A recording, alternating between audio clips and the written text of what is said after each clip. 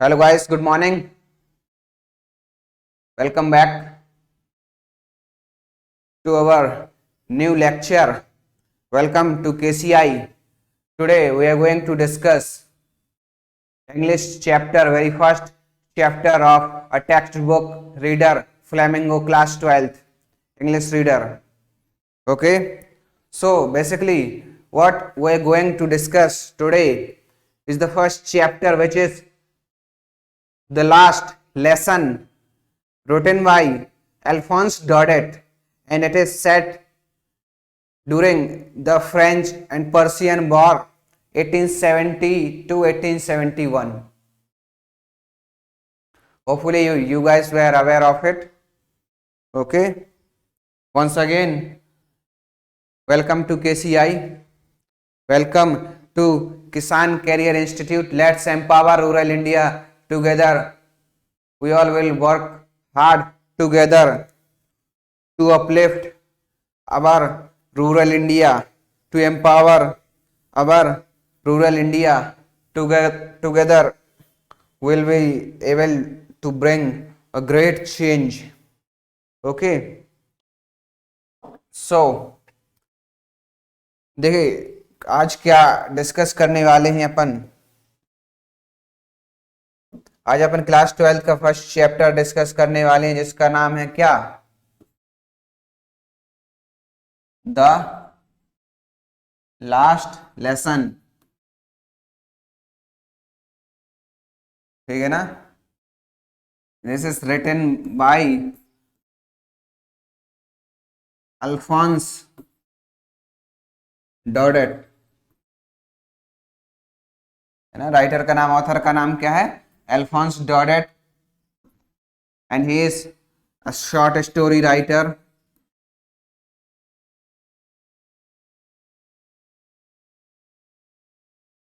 कौन है, short story writer and French novelist.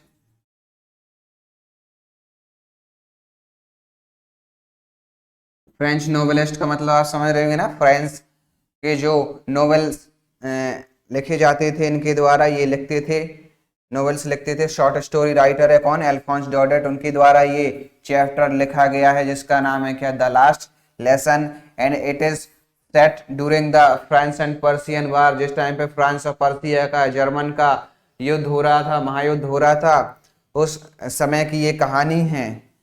ये टाइम पीरियड था आपका 1872 1871, यानी कि 1870 से लेके 1871 के दौरान जो फ्रेंच एंड पर्सिया के बीच में, फ्रेंच एंड जर्मन के बीच में जो वॉर हो रहा था, उस टाइम पे ये कहानी सेट की गई थी। उस टाइम की ये कहानी बताई गई है आपके ऑथर राइटर के द्वारा, जिसका नाम है क्या, अल्फोंस डॉडेट। चैप्टर का नाम है आपका the last lesson, class 12 text book flamingo से ये चैप्टर लिया गया है।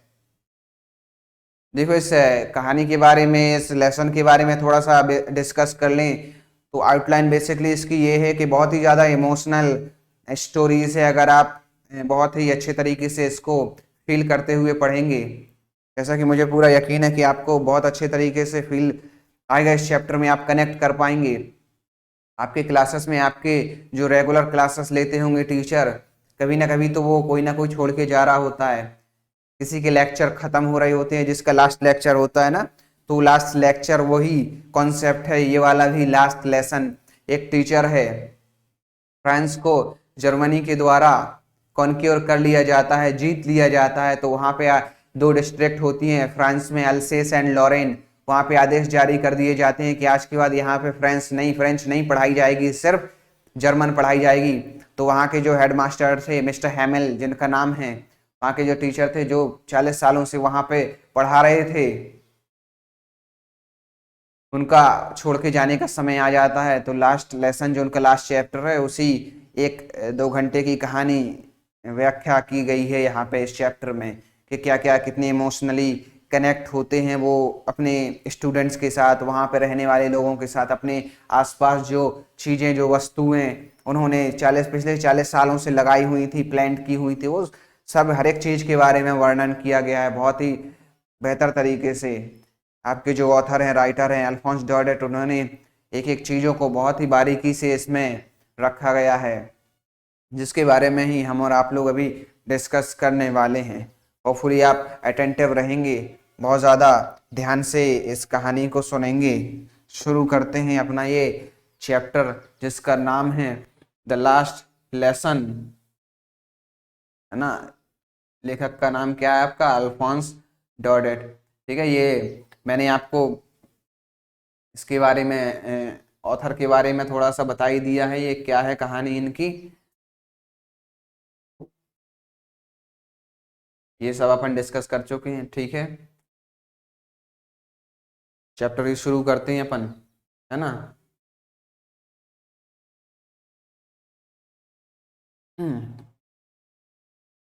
दिखाई दे रहा होगा ना आपको? हाँ, ठीक है, चलिए।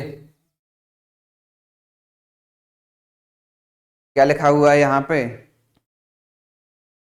I started for school very late that morning and was in a great dread of scolding, especially because M. Hamel had said that he would question us on participles. देखिए, मैं आपको बता दूं आई का मतलब क्या है। यहाँ पे जो नरेटर है, कैरेक्टर है अपना मेन कैरेक्टर, जिसका नाम क्या है? फ्रेंच, वो कहानी को नरेट कर रहा है। ठीक है, तो उस हिसाब से लेके चलेंगे।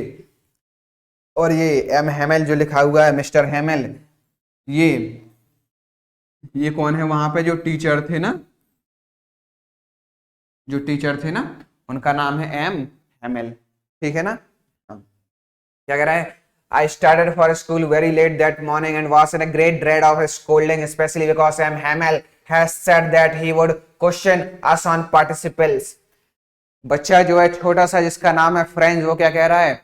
मैं उस दिन काफी लेट स्कूल के लिए निकला था और मुझे यकीनन वास्तव में बहुत डर लग रहा था कि जो मिस्टर हेमेल हैं, हमारे जो टीचर हैं, उन्होंने पार्टिसिपल्स के रूल्स याद करने को दिए थे, जो कि मुझे बिल्कुल ही समझ में नहीं आते हैं, जो कि मुझे बिल्कुल भी याद है नहीं, मैंने याद नहीं किए हुए हैं। इसीलिए स्कूल जाते समय मुझे क्या लग रहा है भाई? बहुत डर लग रहा है मुझे, क्योंकि वो डांटेंगे। And I did not know the first word about them, और मैं उनके बारे में एक भी शब्द भी नहीं जानता हूं। किसके बारे में? पार्टिसिपल्स के बारे में, जो मिस्टर हेमल ने क्या दिया था? होमवर्क दिया था। ठीक है ना। हाँ। For a moment I thought of running away and spending the day out of the doors, एक पल के लिए मैंने सोचा कि मैं घर से भाग जाता हूँ और सारा दिन ही घर के बाहर रहता हूँ, स्कूल भी नहीं जाऊंगा, घर भी नहीं जाऊंगा, जैसे आप लोग करते होंगे ना। स्कूल बंक करने का आइडिया फ्रेंच के दिमाग में आया कि आज स्कूल नहीं जाते हैं और घर पे भी नहीं जाते हैं, भाग जाते हैं पूरा दिन, ताकि मैं उन सब चीजों से बच सकूं। किन सब चीजों से? मिस्टर हेमल की जो डांट पड़ने वाली थी उनसे मैं बच सकूं। It was so warm, so bright, the words were shivering at the edge of the woods. उस दिन के बारे में, उस डे के बारे में कह रहा है कि बहुत ही वार्म यानी कि गर्म और चमकीला दिन था वो, जहां पे चिड़ियां क्या चहचहा रही थी। ठीक है ना।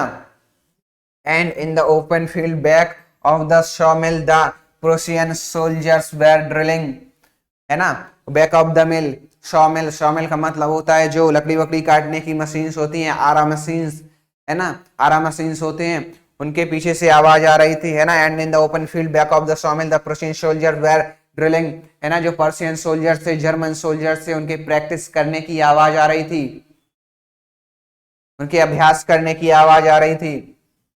उस दिन के बारे में बता रहा है कौन? फ्रेंच बता रहा है कि उस दिन क्या माहौल था, वो बता रहा है चमकीला और गर्म दिन था। आरा मशीन के पीछे से पर्शियन सोल्जर्स की प्रैक्टिस करने की, अभ्यास करने की आवाज आ रही थी। It was all much more tempting than the rule of the participles. French, वो छोटा सा बच्चा क्या कह रहा है? ये बहुत ही ज्यादा मनमोहक और इंटरेस्टिंग था एज कंपेयर टू पार्टिसिपल्स, यानी कि वो जो दिन का किस्सा था, वो दिन का जो माहौल था, उसको उसकी तुलना कर रहा है किससे? अपने किताबों में लिखे हुए पार्टिसिपल्स के जो रूल्स थे उनसे कंपेयर कर रहा है। क्या कह रहा है? कि जो घटना यहाँ पे हो रही है, जो मनमोहक दृश्य मैं देख पा रहा हूँ, ये बहुत ज्यादा इंटरेस्टिंग, मनोरंजक, मनमोहक है as compare to rules of participles, यानी पार्टिसिपल्स के रूल्स के कंपैरिजन में, उसकी तुलना में ये बहुत ज्यादा अच्छा है, इंटरेस्टिंग है। But I had the strength to resist and hurried off to school. क्या कह रहा है, but I had the strength to resist, है ना, लेकिन मेरे अंदर क्षमता थी क्या करने की भाई, विरोध करने की क्षमता थी, ठीक है ना।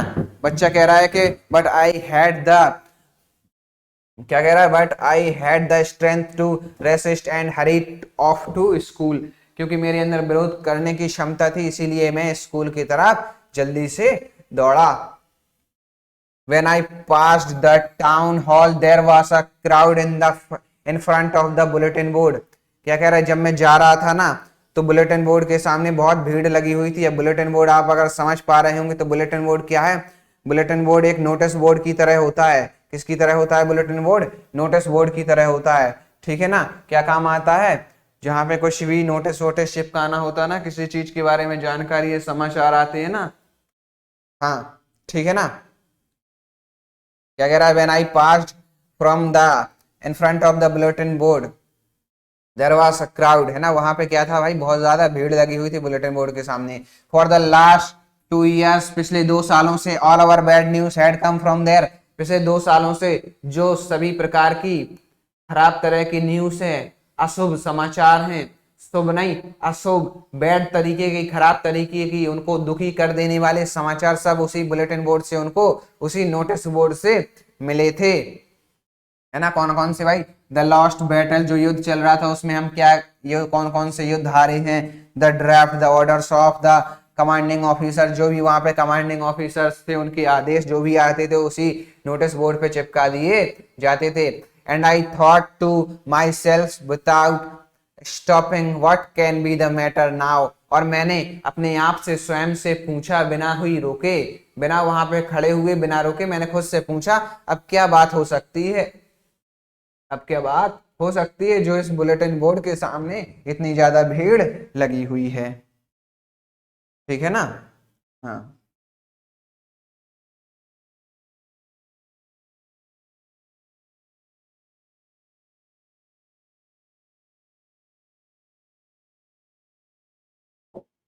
ठीक है ना। देन क्या कह रहा है, then as I hurried by as fast as I could go, है ना। उसके बाद क्या हुआ, मैं जल्दी से जल्दी वहां से भागा, जितना जोर से मैं वहां से दौड़ के जा सकता था, या जितना जल्दी जल्दी मेरे से चला जा सकता था मैं उतने जल्दी जल्दी वहां से जा रहा था।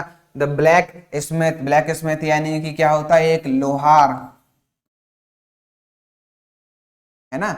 ब्लैक स्मिथ का मतलब क्या होता है, लोहार। द ब्लैक स्मिथ, जिसका नाम क्या कह रहा है, वॉशर, है ना, वॉकर जिसका नाम है, हु वॉज देयर, जो वहां पे था, with his apprentice reading the bulletin called after me, don't go so fast bub, you'll get for your school in plenty of time, है ना। जो ब्लैक स्मिथ था, जिसका नाम क्या था, वॉकर नाम था, जिसका, वहां पे मुझे देखते ही बोला, बच्चे लड़के बहुत जल्दी जल्दी मत करो, तेज मत दौड़ो, तुम्हारे पास स्कूल जाने के लिए या फिर तुम्हारे स्कूल पहुंचने के लिए पर्याप्त समय है। ऐसा उस ब्लैक स्मिथ ने, उस लोहार ने उस बच्चे को कहा। I thought he was making fun of me, वो बच्चे ने क्या सोचा, बच्चा कह रहा है कि मैंने सोचा है ये ब्लैक स्मिथ जो है, वॉकर जो है, ये लोहार जो है मेरा मजाक उड़ा रहा है, मेरे मजे ले रहा है, ठीक है। I thought he was making fun of me and reached M Hamel's little garden all out of the breath, है ना। मैं जल्दी जल्दी से चलते हुए गया और मिस्टर हेमेल जो उनके टीचर थे, उन्होंने अपने क्लास के बाहर छोटा सा बाग, छोटा सा बगीचा बना रखा था। क्या कह रहा है बच्चा, मैं वहां तक पहुंच गया, हाँफते हाँफते मैं वहां तक पहुंच गया, क्योंकि वो बहुत तेज जल्दी जल्दी दौड़ते दौड़ते अपन जब जाते हैं ना तो सांस फूल जाती है ना, हाँफ आ जाती है। तो बच्चा कह रहा है, जिसका नाम है फ्रेंच, कह रहा है मैं हाँफते हाँफते वहां तक पहुंच गया। Usually when school began, usually when school began, there was a great bustle which could be heard out in the street, है ना। क्या कह रहा है, यूजुअली, है ना, ज्यादातर जब भी स्कूल शुरू होता था ना, आसपास बाहर तक शोरगुल की आवाज सुनाई देती थी, बाहर के स्ट्रीट तक, बाहर की गलियों तक शोरगुल की आवाज सुनाई देती थी। The opening and closing of desk, है ना, जो मेज होते थे, बेंच होते थे, उनको खिसकाने की आवाज सुनाई देती थी। लेसन्स रिपीटेड इन यूनिसन, एक साथ, है ना, एक साथ बच्चे जो पाठ पढ़ते थे, एक स्वर में जो आवाज लगाते थे, पढ़ने की आवाज आती थी, वो आवाजें सुनाई देती थी, वेरी लाउड, बहुत सी ज्यादा तेज, with our hands over our ears to understand better, है ना। बच्चे अपने कानों में हाथ लगा लेते हैं ना, स्कूलों में आपने देखा होगा कि आसपास की आवाज न सुनाई दे और चीजें बेहतर तरीके से समझ में आए, खुद की ही आवाज सुनाई दे, इसके लिए क्या करते हैं बच्चे, हाथ लगा लेते हैं ना। ये सब क्या बता रहा है फ्रेंड, जो छोटा बच्चा है, नॉर्मल डेज में जो स्कूल में होता था, जैसा माहौल होता था, उस माहौल के बारे में वो बता रहा है कि नॉर्मली ये सब होता था। And the teachers great ruler rapping on the table, और जो टीचर होता था, शिक्षक होता था, है ना, जो स्टिक होती थी टेबल में मारने की, छड़ी की आवाज भी उनको सुनाई देती थी नॉर्मल डेज में। But now it was also still. I had counted on the commotion to get to my desk without being seen. है ना, लेकिन उस दिन क्या हुआ, बहुत स्टिल था, सारी चीजें बहुत ही शांत और बहुत ही खामोश थी। उस दिन मैंने, यानी कि उस बच्चे ने क्या सोच लिया था कि मैं बिना किसी की नजर में आए अपने बेंच तक पहुंच जाऊंगा, इसी अफरा तफरी में, इसी शोरगुल के बीच। जो नॉर्मली वैसा पर डे होता था वैसे ही आज भी हो रहा होगा, और उसी आड़ में उसी का फायदा उठाते हुए मैं अपनी बेंच तक, अपने स्थान तक, अपनी जगह तक पहुंच जाऊंगा। ऐसा उस बच्चे ने रास्ते में ही जाते जाते वो सोचते हुए जा रहा था। ठीक है ना। But of course that day everything had to be as quiet as Sunday morning, लेकिन उस समय सब कुछ बहुत ही शांत होना था, ठीक उसी तरह जैसा कि रविवार की सुबह होता था। उस दिन सब कुछ बहुत शांत था, ठीक उसी तरह जैसा कि संडे मॉर्निंग होता था, रविवार की सुबह जैसा शांति भरा माहौल होता था, उस दिन भी ठीक वैसा ही था। Through the window, I saw my classmates already in their places and M. Hamel walking up and down with his terrible iron ruler under his arm. क्या कह रहा है, थ्रू द विंडो, यानी कि खिड़की से मैंने देखा, मैंने का मतलब क्या है, उस बच्चे ने नरेट कर रहा है, जो स्टोरी नरेटर ने देखा, उस बच्चे ने देखा खिड़की से कि मेरे सभी क्लासमेट्स, मेरे सभी दोस्त अपनी अपनी जगह पे ऑलरेडी बैठे हुए हैं। मिस्टर हेमल जो थे, मेरे टीचर जो थे, यहाँ से वहाँ घूम रहे थे अपनी क्लास में, with his terrible iron rod under his arm, अपने हाथ में जो रूलर थी, छड़ी थी, है ना, जो छड़ी थी वो अपने अंडर आर्म, अपने बगल में ऐसे दबाए हुए यहाँ से वहाँ एक जगह से दूसरी जगह वो घूम रहे थे। I had to open the door and go in before everybody. मुझे दरवाजा खोलना पड़ा और सब लोगों के सामने मुझे जाना पड़ा। You can imagine how I blushed and how frightened I was.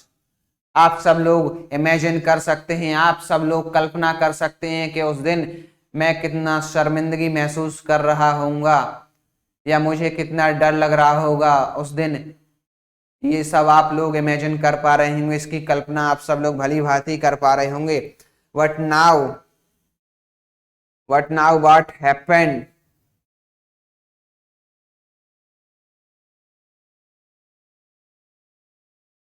क्या कह रहा है, बट नथिंग हैपेंड, है ना, उस दिन की बात बता रहा है। बट नथिंग हैपेंड, लेकिन कुछ नहीं हुआ।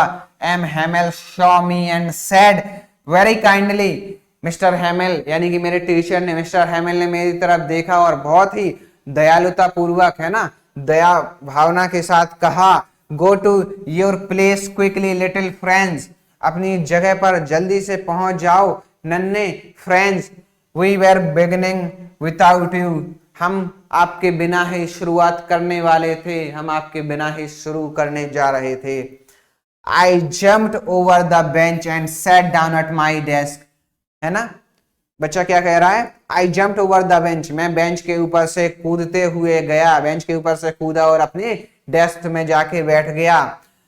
Now till then, not till then, when I had got a little over my fright, did I see that our teacher had on his beautiful green coat, है ना, जब तक कि मेरा डर पूरी तरह से खत्म होता तब तक मैंने देख लिया कि जो हमारे टीचर थे जिनका नाम है M Hamel, that our teacher had on his beautiful green coat, उन्होंने क्या पहना हुआ है, ब्यूटीफुल ग्रीन कोट पहना हुआ है, यानी कि जो हरे रंग का जो खूबसूरत सा सुंदर सा कोट था उन्होंने वो पहना हुआ है। बच्चे ने ये देखा। फ्रिडेल्स शर्ट पहनी हुई and little black silk cap, है ना, और छोटी सी सिल्क कलर की ब्लैक कैप पहनी हुई है ना, and little black silk cap all embroidered that he never wore except on inspection and prize days, है ना, यानी कि टीचर के कपड़ों के बारे में बता रहा है। उन्होंने ग्रीन कलर का कोट पहना हुआ, कढ़ाई की हुई शर्ट पहनी हुई थी और अपनी छोटी सी लिटिल, है ना, silk cap, black silk cap, छोटी सी काले कलर की सिल्क की जो कैप थी ना वो लगाई हुई थी। वैसे कपड़े मिस्टर हेमेल कभी नहीं पहनते थे एक्सेप्ट ऑन प्राइज डे, जब पुरस्कार वितरण दिवस होता था सिर्फ तभी वो वैसे कपड़े पहनते थे, लेकिन उन्होंने आज वही कपड़े पहने हुए हैं। ये बच्चे ने नोटिस किया, ये बच्चे ने देखा, ठीक है ना। हाँ, Besides, the whole school seemed so strange and solemn, है ना, और पूरा स्कूल, उसके अलावा पूरा स्कूल ही बहुत ही ज्यादा शांत और बहुत ही ज्यादा गंभीर था। But the thing that surprised me most was to see on the back benches that were always empty, लेकिन सबसे ज्यादा आश्चर्यचकित करने वाली जो एक चीज थी वो क्या थी, जो पीछे वाली बेंचेस थी जो हमेशा खाली पड़ी रहती थी, आज वो खाली नहीं थी। The village people sitting quietly like ourselves, जो गांव के जो लोग थे वो बहुत ही शांति से उन पीछे वाली बेंचों पे बैठे थे, ठीक उसी तरह जैसे हम लोग यानी कि स्टूडेंट बैठते हैं। Old Hauser with his three-cornered hat, the former mayor, the former postmaster and several others beside, है ना, कौन कौन बैठा हुआ था उसके बारे में बच्चा बता रहा है, कह रहा है कि ओल्ड हॉसर वहां पे बैठा हुआ था, है ना, पोस्टमास्टर बैठा हुआ था, फॉर्मर मेयर, है ना, जो मेयर था वहां का वो भी वहां पे बैठा हुआ था, है ना। एवरीबॉडी लुक्ड सैड, सब बहुत ही ज्यादा उदास नजर आ रहे थे। And Hauser has brought an old primer, जो हॉसर था वो अपना एक पुरानी सी किताब लिए हुआ था हाथ में, है ना, पोथी जिसको बोलते हैं बाल पोथी, वो लिए हुआ था। Old primer thumbed at the edges, है ना, जिसके कोने पे अंगूठों के निशान बने हुए थे। And he held it open on his knees with his great spectacles lying across the pages, है ना, जिनको वो अपने पैरों पे खोल के बैठे हुए था और अपना बड़ा सा चश्मा उसके ऊपर रखे हुए थे। ये सब कहानी वो बच्चा, छोटा सा जो बच्चा है, नैरेटर है आपका जिसका नाम है फ्रेंड, वो सब बता रहा है। उस दिन कैसा माहौल था, उस दिन कैसा माहौल था, आसपास उस क्लासरूम का क्या माहौल था, ये सब वो बच्चा बहुत ही ध्यान से देख रहा था और उन्हीं चीजों के बारे में वो बच्चा क्या कर रहा है वो आपको बता रहा है। While I was wondering about it all, M. Hamel mounted his chair and in the same grave and gentle tone which he had used to me said, क्या कह रहा है, While I was wondering about it all, जब तक मैं इन सब चीजों के बारे में सोच रहा था तब तक मिस्टर हेमेल जो है अपनी चेयर से खड़े हुए, हमारे टीचर अपनी चेयर से खड़े हुए, and in the same manner, जैसा कि उन्होंने मुझे कहा था कि आओ नन्हे बच्चे अपनी सीट पर बैठ जाओ, हम तुम्हारे बिना ही शुरू करने वाले थे, ये कहा था ना उन्होंने, ठीक उसी करुण आवाज में, ठीक उसी दर्द भरी आवाज में, दयाल तो वेरी काइंडली, है ना, दया भरी आवाज में उन्होंने कहा, माई चिल्ड्रेन, मेरे बच्चों, this is the last lesson I shell give you, ये आखिरी चैप्टर, आखिरी पाठ होगा जो मैं आपको पढ़ाऊंगा। The order has come from Berlin, क्या कह रहा है, the order has come from Berlin, यानी बर्लिन से आदेश आया है टू टीच ओनली जर्मन, कि सिर्फ जर्मन ही पढ़ाई जाएगी in the school of Alsace and Lorraine. मैंने आपको पहले ही बता दिया था, जो फ्रांस के जो स्कूल थे, जो फ्रांस था उसको जीता जा चुका था पर्सिया के द्वारा, जर्मन के द्वारा, उसको जर्मन के द्वारा जीता जा चुका था। इसीलिए आदेश आए थे बर्लिन से कि यहाँ पे सिर्फ जर्मन ही पढ़ाई जाएगी in the schools of Alsace and Lorraine. Alsace and Lorraine में जो भी स्कूल थे, जितने भी स्कूल थे, वहां पे क्या पढ़ाया जाएगा, सिर्फ German. The new master will come tomorrow, कल आपके नए अध्यापक आ जाएंगे, कल आपके नए अध्यापक पहुंच जाएंगे। This is your last French lesson, ये आपका आखिरी फ्रेंच लेसन होगा। I wanted you to be very attentive, मैं चाहता हूं कि आप बहुत ही ज्यादा एकाग्र होके इस पाठ को पढ़ें, आप इस लेसन को बहुत ही ज्यादा एकाग्र होके पढ़ें। I wanted you to very attentive, क्या कह रहा है, I wanted you to very attentive, यानी मैं चाहता हूं कि आप भी बहुत ही ज्यादा अटेंटिव रहें, आप बहुत ज्यादा अटेंटिव रह के ये पाठ पढ़ें, है ना। हाँ,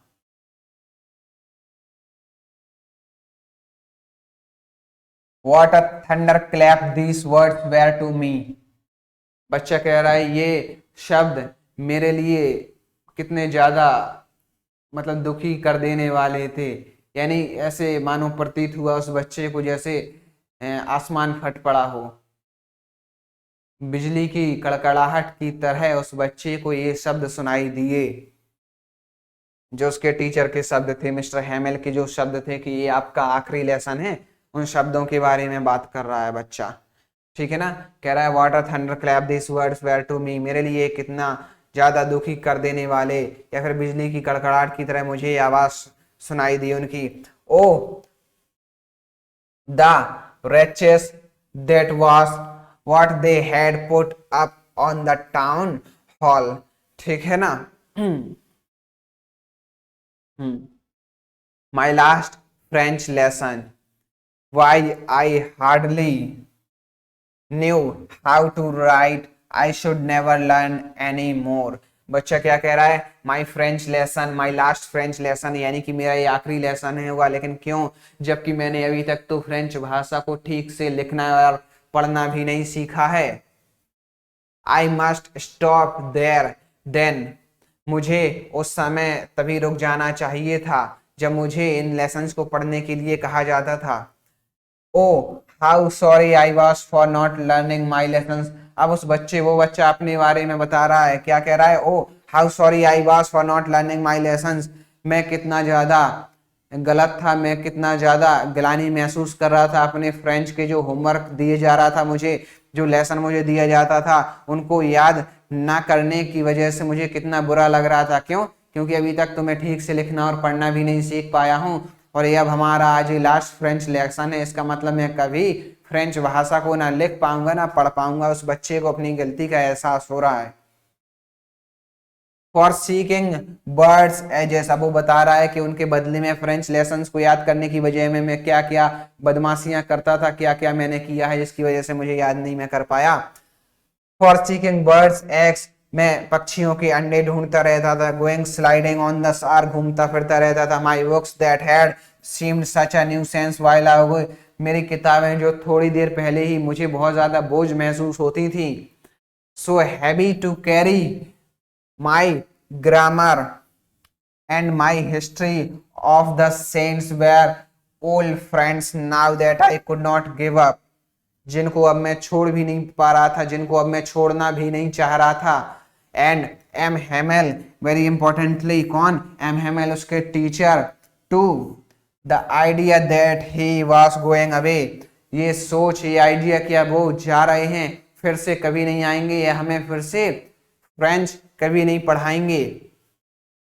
that I should never see him again, मैं इनको फिर से कभी नहीं देख पाऊंगा, अपनी टीचर की बात कर रहा है। Made me forget all about his ruler and how cranky he was, है ना। ये आइडिया, ये थॉट कि मेरे ये जो टीचर हैं फिर से कभी दोबारा नहीं मुझे पढ़ाएंगे, फिर से दोबारा कभी नहीं आएंगे। ये ख्याल ही मेरे मन में आते ही सब कुछ भुला गया कि ये वो कितने बदमिजाज थे, वो कितने डरावने थे, वो कितने जोर से डांटते थे या कितनी पिटाई लगाते थे, कितने खड़ूस मास्टर थे। ये सब चीजें मैं भूल गया था तुरंत ही, जैसे ही मैंने सुना कि हमारा आखिरी फ्रेंच लेसन है, इसके बाद हमें फ्रेंच नहीं पढ़ाई जाएगी। पुअर मैन, बेचारा आदमी, किसके बारे में बात कर रहा है? वो अपने टीचर के बारे में बात कर रहा है, एम हैमेल के बारे में। किसके बारे में बात कर रहा है? एम हैमेल के बारे में बात कर रहा है। Poor man, it was in honour of this last lesson that he had put on his fine Sunday clothes and now I understood। क्या कह रहा है पुअर मैन, बेचारा आदमी? अब मुझे समझ में आ रहा था, बच्चा कह रहा अब मुझे समझ में आया कि हमारे मास्टर ने जो चीजें वो सिर्फ जो कपड़े वो सिर्फ संडे मॉर्निंग को पहनते थे, है ना, जो खास तरह के कपड़े वो संडे मॉर्निंग को पहनते थे, आज उन्होंने क्यों पहने हैं, ये सब मुझे अब समझ में आ रहा है। ठीक है ना। नाउ